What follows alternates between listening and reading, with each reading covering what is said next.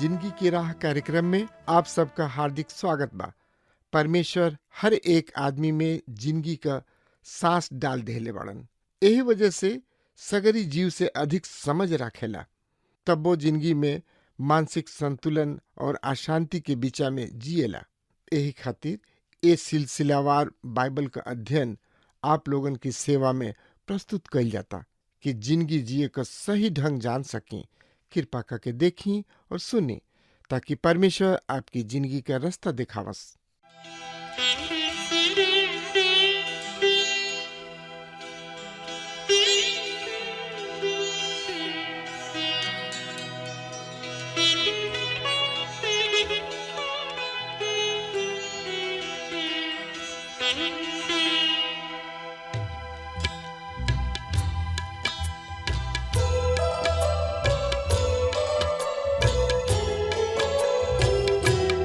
एक दिन खड़ा होए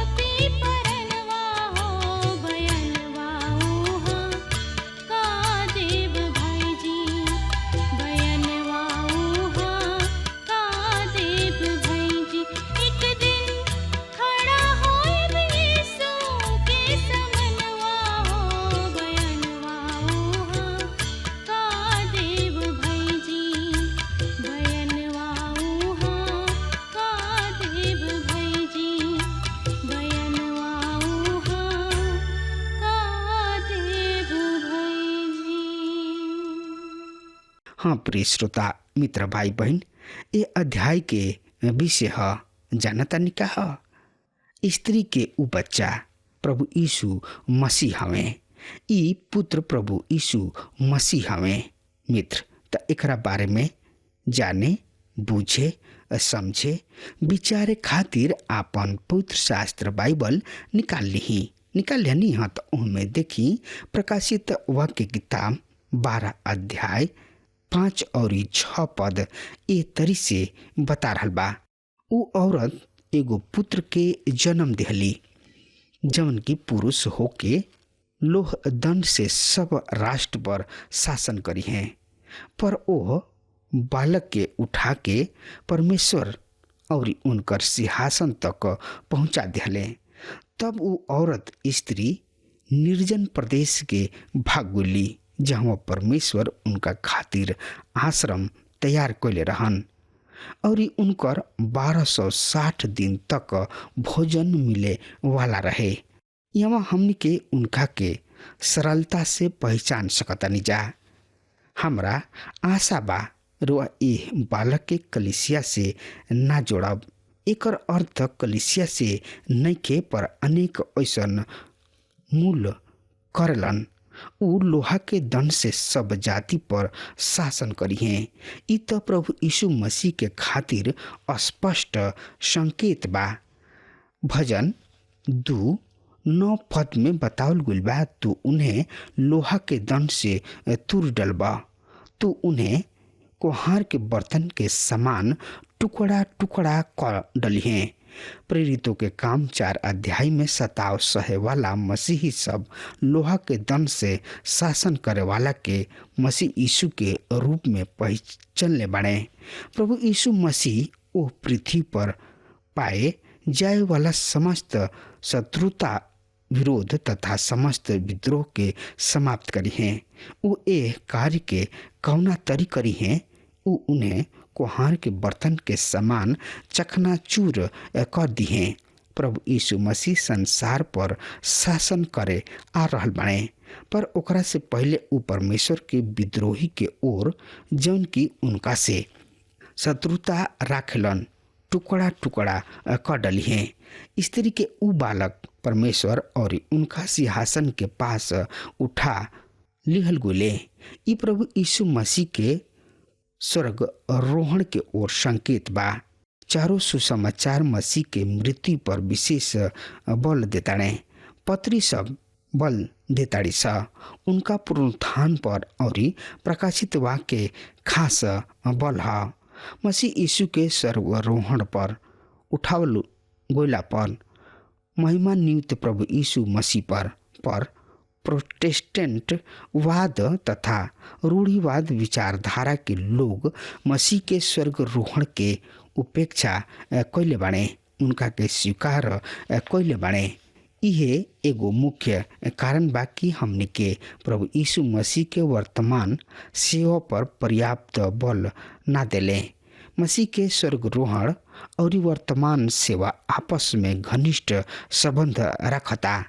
प्रेरितों के काम किताब हमने के सामने ये सत्य के स्पष्ट करले और मसीह के स्वर्गारोहण के महत्व बतावले। तक्का बतावले एकरा बारे में जानकारी खातिर रुआ हमरा संगे आपन पवित्र शास्त्र बाइबल के पन्ना पलटी और ओहमे देखी प्रेरितों के काम 1 अध्याय 9 पद से लेके 11 पद एह तरी से बता रहल बा। अतना कहे के पश्चात प्रभु यीशु उनका देखत देखत ऊपर उठा लिहल गुले और एगो बदरी उन्हें दृश्य सबके आँखी से ओझल क दिहले।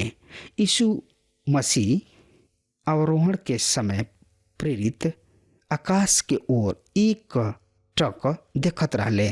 तब उज्जवल वस्त्र पहिरले दूगो पुरुष उनका किने अचानक आ खड़ा भइले और बोलले, गलीली पुरुष तू खड़ा खड़ा आकाश के ओर काहे दिख रहल बड़ा।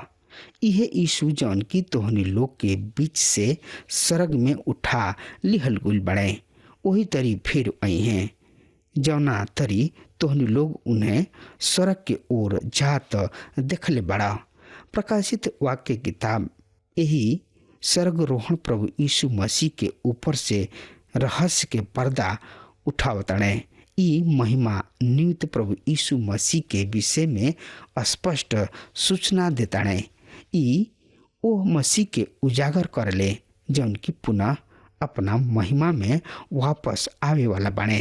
प्रकाशित वाक्य किताब के आधार स्वर्गरोहण के वास्तविकता है, काहे कि प्रभु यीशु मसीह ऊ हमें जौन की मोहर खोले वाला बने और ओकरे आधार पर ई समस्त घटना घट रहल बिया जौना के कि हम अध्ययन कर रहल बानी जा। हमनी के इब्रानी के पत्री के लेखक बतावताने और विश्वास के कर्ता और सिद्ध करे वाला यीशु के ओर आपन नजर लगौले रहा, जे ओह आनंद के खातिर जौन की उनका सामने रखले रहन लजा के कुछ चिंता न क के क्रूस के दुख साले और परमेश्वर के सिंहासन के दाहिना ओर जा बैठले। इब्रानी 12 अध्याय के 2 पद। ऐसे मसीह यीशु के स्वर्गरोहण एगो बहुते महत्वपूर्ण सत्य बा, काहे कि यही के द्वारा आज वर्तमान समय में वो अपन विश्वासी जन के खातिर एगो महत्वपूर्ण सेवा कर रहल बने और भविष्य में वो एगो बहुते महत्वपूर्ण सेवा करे जा रहल बने। यदि वो निंदा होके सड़क के आपस ना जेते तो ई दोनों सेवा संभव ना हो सकत रहे। पर परमेश्वर के स्तुति होके, बड़ाई होके, प्रशंसा होके कि उन्हें प्रभु यीशु मसीह के तीसरा दिन मृतक में से जिंदा कैले और इस सड़क वापस बुला लिहले कि वो वर्तमान तथा भविष्य के कार्यक्रम के पूरा करे। हाँ श्रोता मित्र भाई बहन, भविष्य के कार्यक्रम है न्याय दंड तथा प्रतिफल। एवं हमनी के देखा तनी जा श्रोता मित्र भाई बहन, उनका एगो पुत्र के जन्म दिले। ई स्पष्ट बा कि इस्राएल जाति से ही परमेश्वर के मसीह के जन्म भइल। प्रेरित पौलुस बतावताणे, पर जब समय पूरा भइल परमेश्वर अपना बेटा के भेजले जौन की स्त्री से पैदा भइले और व्यवस्था के अधीन भइले कि जौन की लोग व्यवस्था के अधीन हमें उन्हें मूल्य चुका के छुड़ा ले और हमनी के ले पालक पुत्र होके के अधिकार प्राप्त होके। गलतियों 4 अध्याय के 4 और 5 पद वो इसराइली जाति से रहे, ऐसे वो व्यवस्था के अधीन रहन। आगे 6वां पद में हमनी के पढ़तनी जा, तब वो जंगल में भाग गए जहाँ परमेश्वर उनका खातिर एगो स्थान तैयार कैले रहन। श्रोता मित्र भाई बहन, महाक्लेश के ओ भयंकर युग में इस्राएल जाति रहन। ई अवशिष्ट अंश परमेश्वर के ओर से सुरक्षा प्राप्त करी है। सुरक्षित रही परमेश्वर इस्राएली जाति के बचल लोगन के महाक्लेश के भीषण प्रकोप के समय में सुरक्षा प्रदान करी है। श्रोता मित्र भाई बहन, 1260 दिन के अर्थ पर महीना या 3.5 वर्ष, जकरा विषय में हमनी के 11 अध्याय के 2 और 3 पद में पढ़ चुकल बानी जा। ये अन्य जाति सबके दिहल गइल समय है। प्रिय श्रोता मित्र भाई बहन, प्रकाशित वाक्य किताब 12 अध्याय के 7 और 9 पद एह तरी से बखान कर रहल बा। सुनी ध्यान से, हम एह पद के रुआ सामने पढ़ जा रहल बनी। फिर आकाश में लड़ाई भइल, मिकाएल और ओकर दूत अजगर से लड़ले। अजगर और ओकर दूत भी लड़ले, बाकी कामयाब ना भइले और फिर उन्हीं के स्वर्ग में जगह ना मिलल।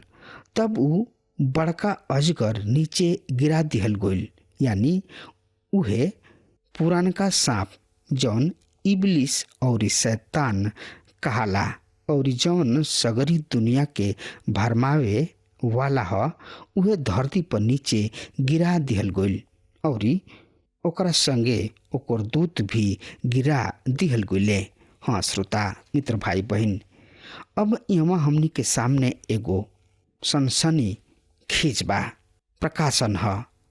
एगो आश्चर्यजनक दृश्य हमनी के सामने प्रकट भइल बा। सड़क में युद्ध भइल मित्र। शैतान के पहुँच सड़क तक बा और जब तक ई वहाँ बा युद्ध के पूरा संभावना बा, पर ऊ पराजित हुई और ओकरा के सड़क से नीचे गिरा दिहल जाई। हमने के अयुब के किताब के पहला अध्याय के 2 पद में बतावल गइल बा कि शैतान परमेश्वर के साथ परमेश्वर के उपस्थिति में पहुंचल, काहे कि शैतान के सृष्टि सर्वोत्तम प्राणी के रूप में कइल गइल रहे। शैतान के पहुंच परमेश्वर तक बा और ऊ परमेश्वर से भी वार्तालाप करे के साहस रखता। ऊ विपक्ष के नेता ह। ऐसे हम कुछ सेवक के ई कहत सुन ले बानी, अरे भाई शैतान से भी दोस्ती रखे के चाही, ना मालूम अब ओकरा पहुँचाए। श्रोता मित्र भाई बहन, परमेश्वर के उपस्थिति में शैतान के लाभ के खातिर ना, वरन हमनी के हानि के खातिर, हमनी के दोषी ठहरावे के खातिर उपस्थिति रहला। और ई स्मरण राखी, शैतान कभी भी राउर मित्र नेके हो सकत, दोस्त नेके हो सकत।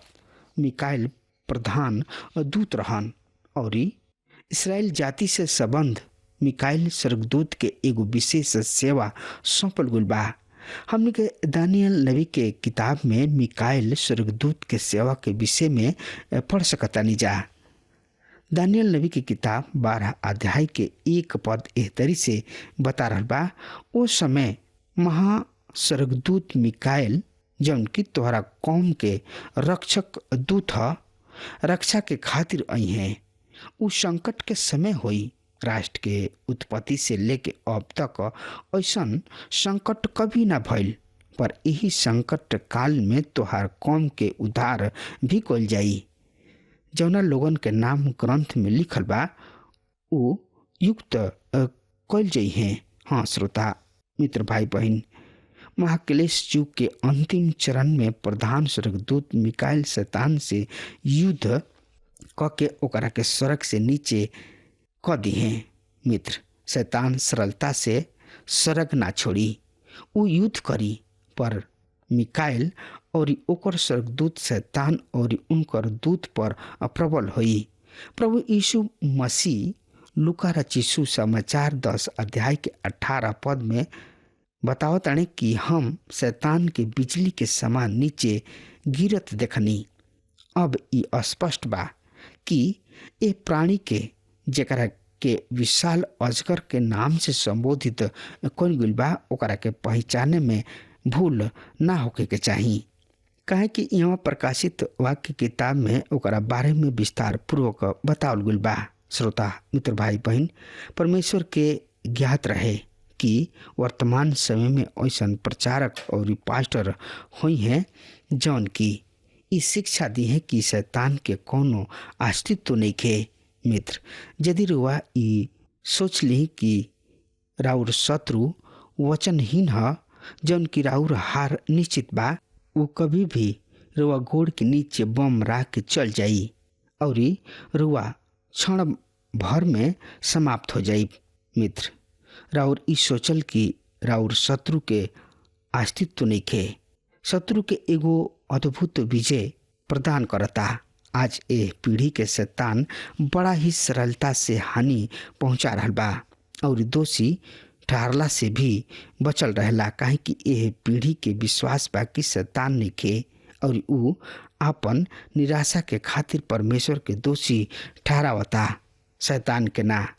कुछ लोग शैतान के एगो भयानक और क्रूर प्राणी समझलन, पर प्रिय मित्र, ई विचार भी गलत बा। शैतान क्रूर ना, शैतान के सृष्टि ज्योति के स्वर्गदूत के रूप में भइल बा।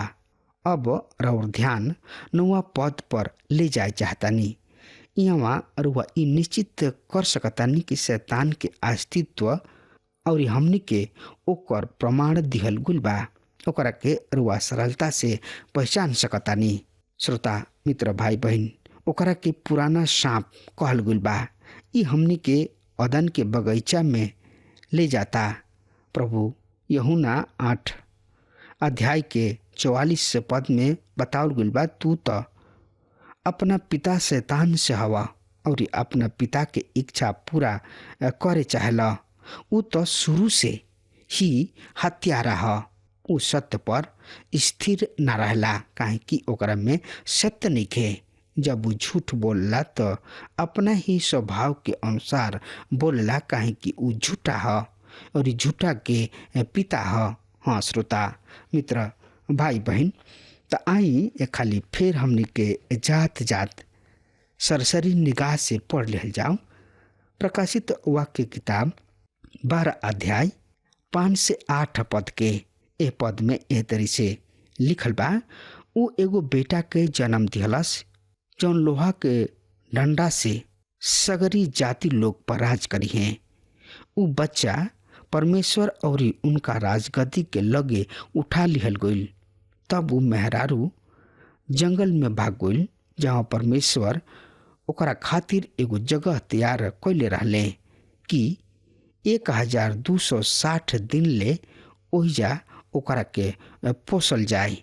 फिर आकाश में लड़ाई भइल। मिकाइल और ओकर दूत अजगर से कैले ले।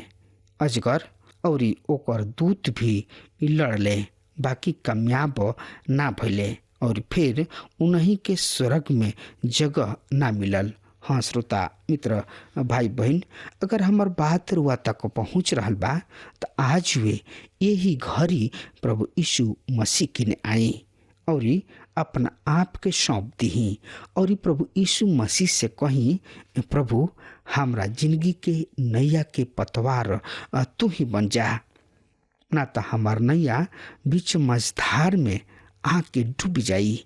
हाँ श्रोता मित्र भाई बहन, लेकिन ये सब कब हुई? जब रुआ प्रभु यीशु मसीह के उद्धारकर्ता के रूप में स्वीकार करब, अपना पाप से पछताप करब, तबे ई संभव बा। नहीं तो राउर नैया बीच मझधार में फंस के रह जाई, रुआ डूब जाई और राउर पता ना चली कि रुआ कहाँ बानी। अभी समय बा श्रोता मित्र भाई बहन की रुआ प्रभु यीशु मसीह की ने आई और अपना आप के पूरा अपना शरीर, देह, आत्मा, तन, मन, धन सब सौंप दी और प्रभु से कहीं, प्रभु जी हमरा जिंदगी के नैया के पतवार तू ही बन जा और हमरा जिंदगी के नैया के पतवार बन के हमार नैया के पार लगा जा। हाँ मित्र, अब हमार समय खत्म हो रहा बा, तब तक खातिर हुआ हमरा के आज्ञा दी। परमेश्वर हुआ के बहुत आशीष देश। आमीन। हमके विश्वास बा कि ई कार्यक्रम आप सब खातिर फायदेमंद सिद्ध भइल हुई। अगर आप सबके लगे बाइबल से चाहे आपकी निजी जिंदगी से कोनो सवाल होके, चाहे कोनो समस्या खातिर प्रार्थना करावे चाहतनी, तो हमारी फोन नंबर पर जरूर संपर्क करें और आज का दिन आप खातिर सुखद बनावे।